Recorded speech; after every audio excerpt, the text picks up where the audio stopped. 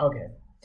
I just realized I'm not a YouTuber. I feel extremely awkward in front of the camera, talking to myself. My flatmates are probably thinking I'm now completely lost my mind. Well, but I'm still doing it, and I'm just trying it. Probably nobody's gonna watch that. If yes, I'm sorry, and I hope it's not too bad. And yeah, I'm not good at that. I was just like filming myself like several times, and I thought like, oh man, I'm just gonna cut that and put that together and then put it on YouTube and make like a nice video out of it. But I realized I can't make that compact version in the sense of like cutting it properly and rendering it and making it nice. So I thought, okay, it's just one quick run through. I'm already almost at 1 minute, so this is gonna be difficult. So why am I filming myself? I'm filming myself maybe for self-therapy because I don't have many people to talk to. And if I'm not uploading this, which is very likely, then I'm just talking to myself, and maybe it's just one way of like video log and like, finding myself or whatever, as a self-therapy.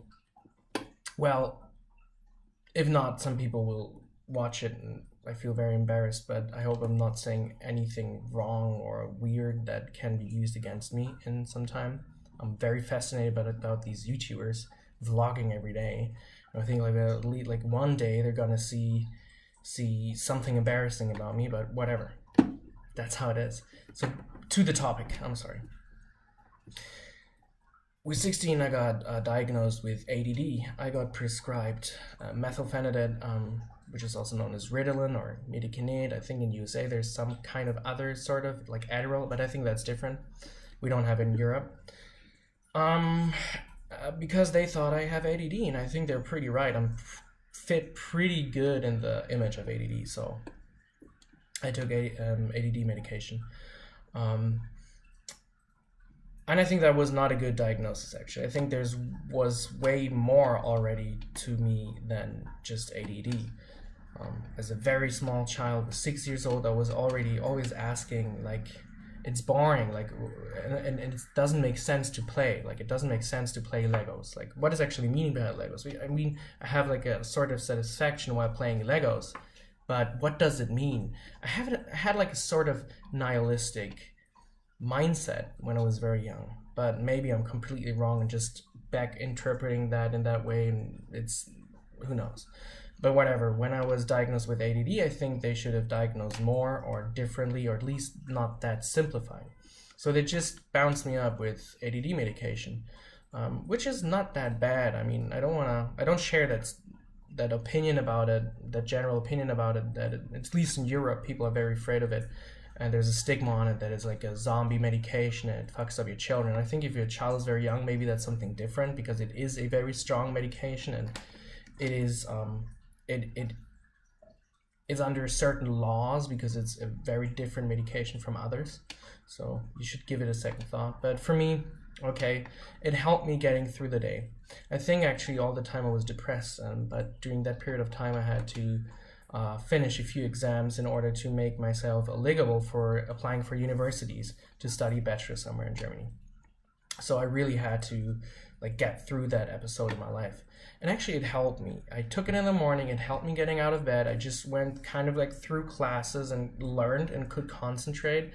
And then I just fell asleep if I could, and the whole thing got repeated itself. Without the methylphenidate, the Ritalin, I couldn't have done that, I think, because I was too depressed or too much ADD. I don't know. But, you know, if you take something like Ritalin, it gives you like a dopamine push. I'm saying that. I'm not, by the way, I'm not a physician. I'm not a doctor. I'm not an expert on that topic.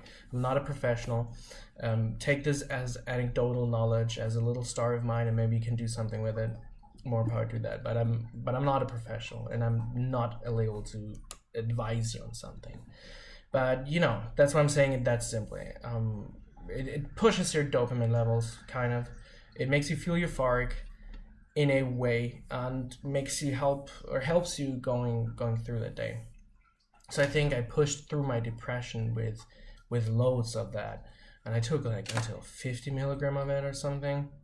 Well, then I came to a new city. I wanted to study biodiversity in college, which I'm currently studying. It takes too long. Um, yeah, I started studying here, and then I realized, shit, there's, I'm not feeling good, and I'm really not feeling good. I was pretty much suicidal during a lot of time. Couldn't talk to many people. Um, the people I talked to in my family suffered under it clearly, because they couldn't do anything, and I was very just depressed. Like if I like in retrospective, I know I was extremely depressed, and I always was probably depressed. Also, even though I was diagnosed with ADD, I think the that maybe that was right, but I was definitely depressed during that period of time too, and I should have been treated for depression, I think. But however, I was very depressed, couldn't talk to many people, so I just went to a psychiatrist and said, like, see, like I got prescribed that earlier. I stopped taking it for some time after school, and now I think I should start taking methylphenidate again to get through the day, kind of. Also, the reason why I didn't take methylphenidate and it worked, I was traveling in Southeast Asia, which really was really nice for quite some time, and I barely needed methylphenidate. I still had some, and I just reduced the dosage and went with it through the days. And back then, I wasn't really depressed during that period of time, which really surprises me. Even though with a very low dosage of methylphenidate, without any antidepressant, antidepression medication. Well, I started asking for that, or like I don't know. I went to a psychiatrist and asked her what I should do. Well, that psychiatrist turned out to be a horrible person, and actually I did some research, and everybody thought that, and then I went to a clinic, and they said like, oh yeah, we know her, she's horrible. That helped, because at that point I thought like maybe I'm wrong, maybe everything I see is kind of like a hallucination, and I'm already having a psychosis, and reality is not really reality, or like my reality doesn't really align well with the truth. So that was helpful, and there was a good young doctor from Iran, and he said like, well, I think you're depressed, and he prescribed me an antidepressant. I think in USA it's known as Zoloft. For us here it's called sertraline. I took it. The first week was shit, or maybe first 2 weeks, but then it was a blessing. Like it was awesome. Like I've never felt in my life that stable, that good. My academic performance also increased, which is not supposed to happen actually in terms of, like ADD problematics, but I felt like almost it helped me more with my academic performance than Ritalin did. So that was weird, but I felt like really, oh shit, maybe I hit it. I hit that sweet spot in my biochemistry, because I was depressed because of no reason, which is the worst part. Like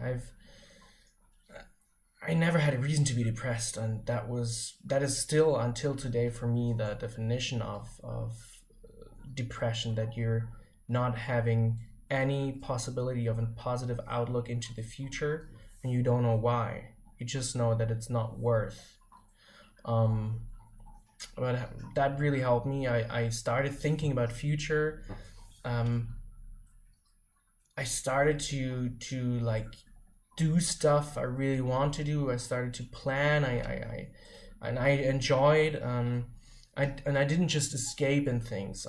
It really helped me. It really opened my eyes.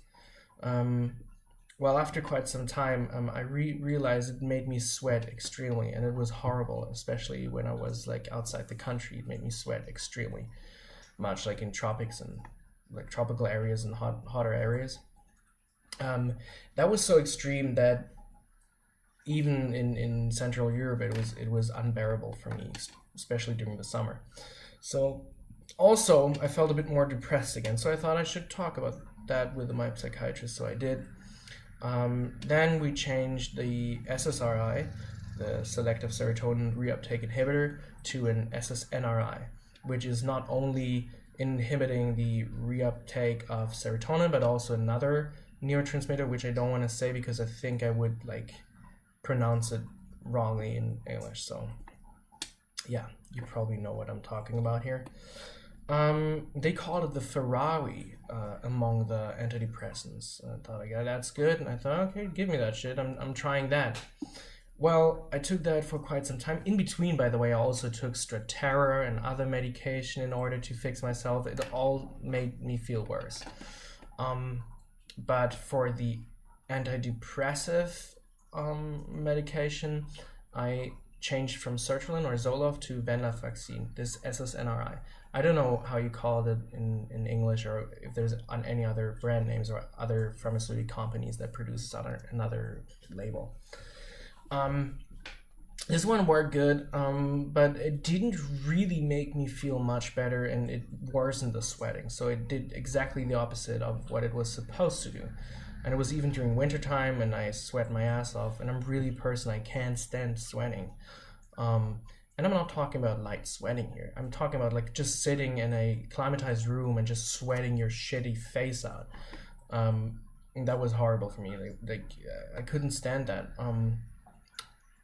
It was just too much, and you couldn't sleep. I couldn't sleep because, during the night you would wake up because you sweated so much, and that's disgusting. So in summer I was showering myself like 4 times a day, and in winter 2 times a day. So yeah, now today I was again at my psychiatrist, and she prescribed me a new medication. Now I'm taking something that I was always interested in taking in because it works on a totally different area. It works on dopamine. It is Bupropion. I think in USA it's known as Wellbutrin. Also sold as Elantril or something. Elantril, I'm not sure. But that one works on a completely different area, metaphorically speaking. Like it just works on another neurotransmitter, on the same one, for example, Ritalin works on, but in a very different way.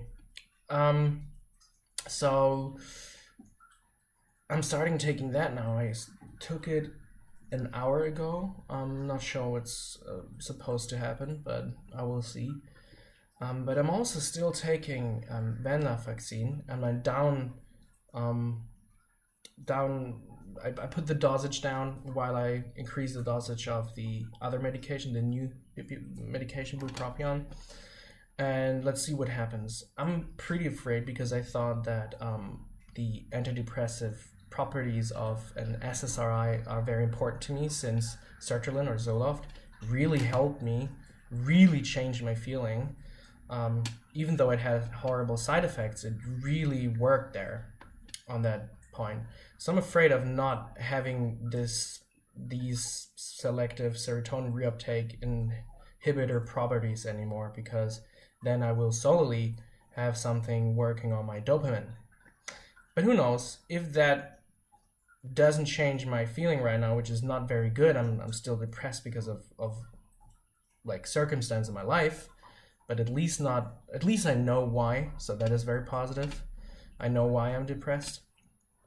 And I hope it will work. I hope it will magically work, as I hoped a lot of times, but sometimes there is a change you don't expect, and you will really regret.